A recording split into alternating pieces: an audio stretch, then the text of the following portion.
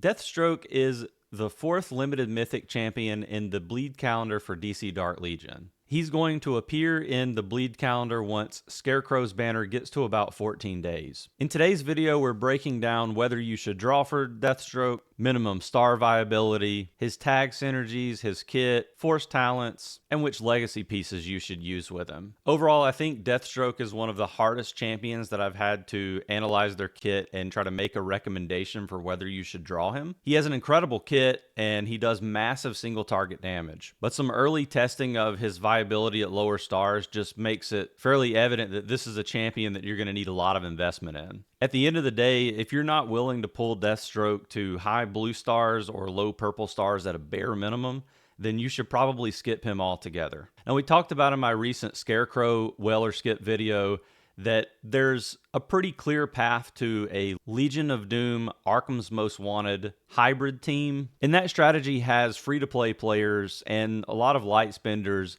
skipping Deathstroke altogether, which is going to allow you more time to pull Joker, Scarecrow, and Sinestro. With that being said, I think Deathstroke enthusiasts, light spenders, and whales will definitely get a lot of use out of Deathstroke, and let's talk about why. The first thing to note is all of the tag synergies that Deathstroke has.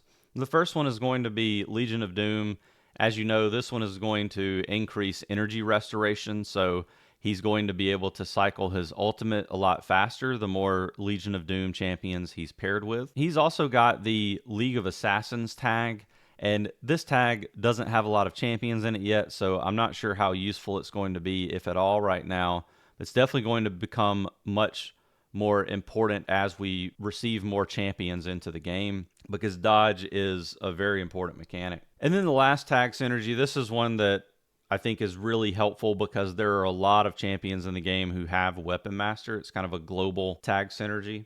But Weapon Master, as you've seen from prior videos, is going to increase Deathstroke's attack by a certain percentage the more Weapon Master champions you have paired with him. And I think that Legion of Doom, Arkham's Most Wanted combo, with a certain comp, you should be able to get at least 3, potentially 4 Weapon Master. So that's going to be quite nice for you. What about Deathstroke's kit? So Deathstroke's ultimate is Slade's Blade. This is a massive single target physical damage ability that scales with his attack. If he's able to get this ability to go off, you're more than likely going to defeat at least one of your enemies. And typically, the win condition of teams that use Deathstroke is to kill the highest attack enemy.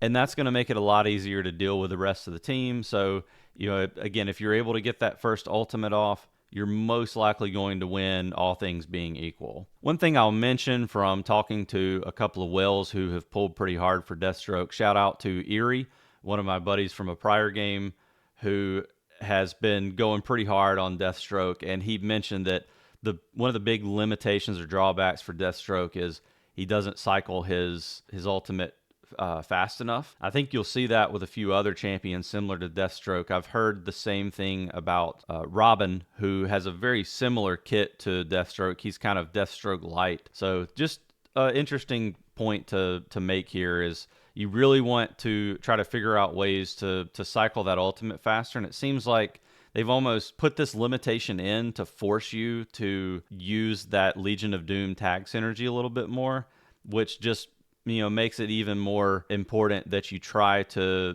do one of those hybrid team comps that we've talked about. Eye on You is Deathstroke's first passive skill or first basic skill. This skill will go off right when the battle starts, and it teleports him to either the enemy of your choice, or in auto mode, it will target the enemy with the highest attack. As with Deathstroke's ultimate, this ability does single target physical damage based on his attack. If you invest in this ability's force talent, it will reduce the ability's cooldown. The next basic ability is Stroke of Genius. At the start of the battle, Deathstroke will gain attack for 20 seconds for each Legion of Doom ally present. Typically, when using Deathstroke, the match outcome will be based on whether he can survive to kill the highest opposing DPS. So this ability gives him a lot of synergy with other Legion of Doom champions like Lex, Scarecrow, and Sinestro. Now, if you invest in the Force talent for this one, it will increase Deathstroke's attack. The last basic ability is Ace ACTH serum, which allows Deathstroke to passively regenerate up to 15% of his lost HP every 2 seconds at max red stars.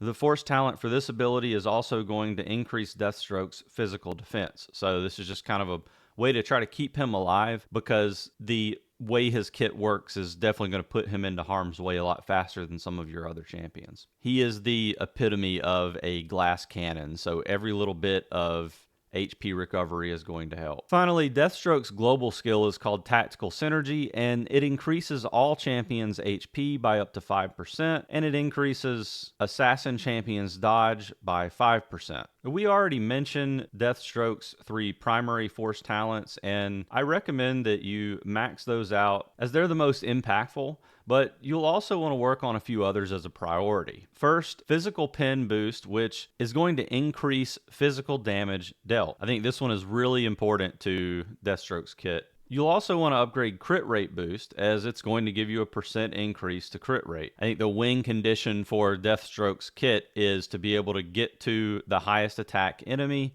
and do a ridiculous amount of damage to them and potentially one-shot them or kill them within just a few seconds.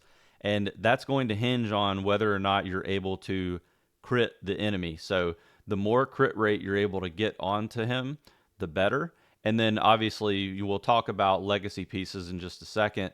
And there are some legacy pieces that are going to help boost crit damage. So crit rate plus crit damage is definitely going to be very beneficial. And then you'll actually want to invest in the HP % boost talent as well, because Deathstroke is a champion that's going to get heavily targeted, especially early in the battle when he jumps behind the front lines. We mentioned the glass cannon nature of Deathstroke, so the more health that you can get onto him, the better. I know that's might be a little bit counterintuitive with the champion like him, because it obviously does make sense to max every force talent on Deathstroke eventually, but again, I think I find the HP a little bit more beneficial, and we talked about physical pen boost and crit rate, which are going to be more impactful than the attack up. For legacy pieces, you want to look for items with high attack and high crit damage or crit rate, in my opinion. Dual Katanas is Deathstroke's unique legacy piece. If you have Deathstroke at purple stars or higher, I think you're definitely the target market for this legacy piece. If you didn't push for Deathstroke and don't plan to main Legion of Doom, I would at least consider other options. I don't want to diminish the impact of the legacy piece, though. It's actually really good. So you're getting attack %, crit damage %, and increased energy restoration speed, which is going to help cycle your ultimate just by virtue of equipping the legacy piece. And you're also going to get access to the skill Peak Hunter, which will restore 10% of your HP and grant you a buff called Funeral every time you defeat an enemy. The Funeral buff is going to increase attack by a fairly large percentage. So again, that win engine or win condition, you want to try to get to the highest attack enemy and do massive amount of damage early on. And the second skill you get access to is Disabling Strike, and that's going to grant you additional physical penetration that can't be dispelled if your ultimate target is below 50%. And I think that's one of the things that is just makes the kit even stronger, is you use your basic ability to teleport to the highest attack target. You do a fairly decent amount of damage to them right off the bat. I think the idea would be that those initial attacks are probably going to get that enemy down close to the 50% range by the time that your ultimate cycles. And then when your ultimate cycles, you will most likely kill the enemy. Tectonic Disruptor is a good option if you don't want to upgrade to dual katanas. You're going to get attack %, crit damage %, and increased crit rate, along with the chance of inflicting the Severe Wound debuff every time you cast your ultimate. And Severe Wound is going to reduce healing received by the enemy. So really great kind of 1B option for if you're not going to be going for dual katanas. T-Spear Weakness Analyzer is basically a replica of Tectonic Disruptor, so kind of a 1C option, except instead of a chance to inflict a debuff on the ultimate, you get a guaranteed buff on casting the ultimate called Analyze Vulnerability, which increases crit damage even further. And for those of you with less advanced rosters looking for a good starter option, Gas Derringer is the way to go. You'll get a significant amount of attack percent and crit damage percent at higher star levels. I talked about at the beginning of the video how this is one of the first bleed champions that non-spenders and a lot of light spenders will want to skip completely. However, if you've made your mind up that you're going to draw for him, or if you find yourself in a situation where you already drew for him and he's the best you've got, let's cap this review off by talking about notable synergies. Deathstroke does have the Assassin's tag, but right now it's sort of a dead synergy because it's highly unlikely you'll be pairing him with Bane and Red Hood anytime soon. But he does have the Legion of Doom tag, and he's also got one of the best global tags in the game in Weapon Master. I think Scarecrow, Sinestro, Lex Luthor, and the Joker make the most sense to pair with Deathstroke based on kit and tag synergies, and I've been alluding to this in the prior videos I've made on the Joker and Scarecrow. It's worth noting that for some scenarios you might be able to use Batgirl or Cyborg as a support to help push Deathstroke's damage higher in things like Combat Cycle.